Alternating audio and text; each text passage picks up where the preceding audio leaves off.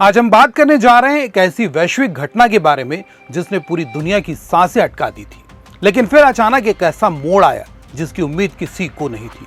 Middle east में जारी भीषण तनाव और विनाशकारी युद्ध की आहट के बीच अमेरिकी राष्ट्रपति डोनाल्ड ट्रंप ने एक बेहद चौंकाने वाली और राहत भरी घोषणा की है। ट्रंप ने मंगलवार को यह ऐलान किया कि अमेरिका ईरान के साथ 2 सप्ताह के सीज फायर यानी संघर्ष विराम के लिए सहमत हो गया है। आज हम इस पूरे घटनाक्रम का गहराई से विश्लेषण करेंगे। नमस्कार, आप देख रहे हैं CGNN लाइव और मैं हूं अभिषेक दुबे। यह फैसला ऐसे समय में आया है जब पूरी दुनिया तीसरे विश्व युद्ध की कगार पर खड़ी नजर आ रही थी।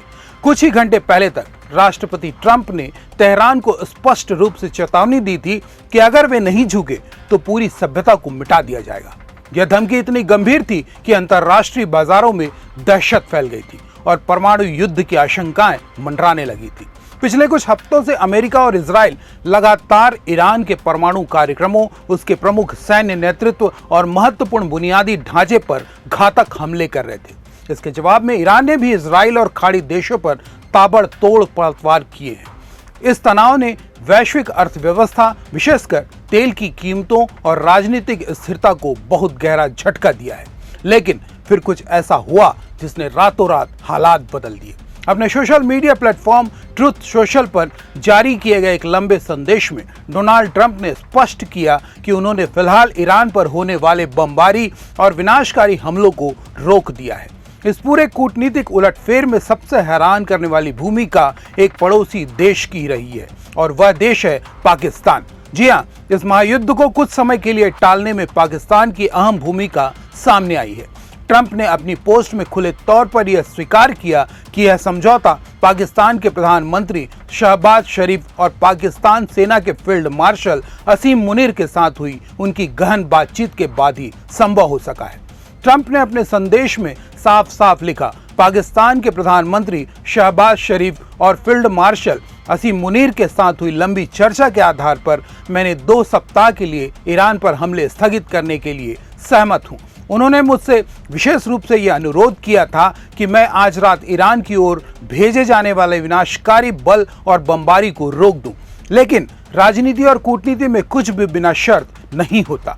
अमेरिका ने कदम पीछे जरूर खींचे हैं, लेकिन इसके साथ ही ट्रंप ने एक बेहद कड़ी शर्त भी ईरान के सामने रख दी है। यह संघर्ष विराम तभी तक प्रभावी रहेगा जब ईरान स्ट्रेट ऑफ होर्मुज को पूरी तरह से तत्काल और सुरक्षित रूप से खोलने के लिए सहमत होगा। अब आपके लिए यह जानना बहुत जरूरी है कि स्ट्रेट ऑफ होर्मुज आखिर क्या है और अमेरिका इसके लिए इतना जोर क्यों दे रहा है। दरअसल यह जल मार्ग वैश्विक तेल आपूर्ति के लिए जीवन रेखा मानी जाती है। दुनिया भर में सप्लाई होने वाले तेल का लगभग 20% हिस्सा इसी रास्ते से होकर गुजरता है। युद्ध और तनाव के चलते ईरान ने इस जलमार्ग को बाधित कर रखा था, जिससे दुनिया भर में ऊर्जा संकट पैदा होने का खतरा बन गया था। अमेरिका की शर्त साफ है, अगर ईरान ने इस रास्ते को सुरक्षित नहीं किया तो सीज फायर उसी क्षण टूट जाएगा। अब सवाल यह उठता है कि युद्ध की कगार पर खड़े अमेरिका ने अचानक कदम पीछे क्यों खींच लिए। डोनाल्ड ट्रंप ने इसके पीछे रणनीतिक कारणों का हवाला दिया है। उनका तर्क है कि अमेरिका ने अपने सैन्य उद्देश्यों को न केवल पूरी तरह हासिल कर लिया है, बल्कि वे उससे कहीं आगे बढ़ चुके हैं। ट्रंप का स्पष्ट मानना है कि अमेरिका को ईरान की जिन सैन्य क्षमताओं और ठिकानों पर प्रहार करना था, वे सभी लक्ष्य 100% पूरे किए जा चुके हैं।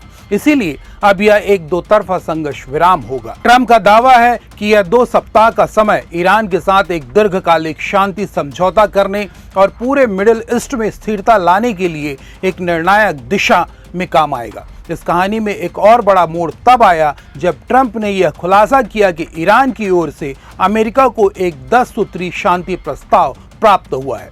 यह प्रस्ताव सिर्फ कागजी नहीं, बल्कि अमेरिका ने इसे आगे की बातचीत के लिए बहुत ही व्यवहारिक आधार माना है। राष्ट्रपति ट्रंप ने कहा कि अतीत के लगभग सभी विवादित बिंदुओं पर दोनों देशों के बीच काफी हद तक सहमति बन गई है, लेकिन किसी भी बड़े अंतर्राष्ट्रीय समझौते को अंतिम रूप देने और उसे अमली जामा पहनाने के लिए समय चाहिए होता है। और यही वजह है कि यह 2 सप्ताह का संघर्ष विराम लागू किया गया है।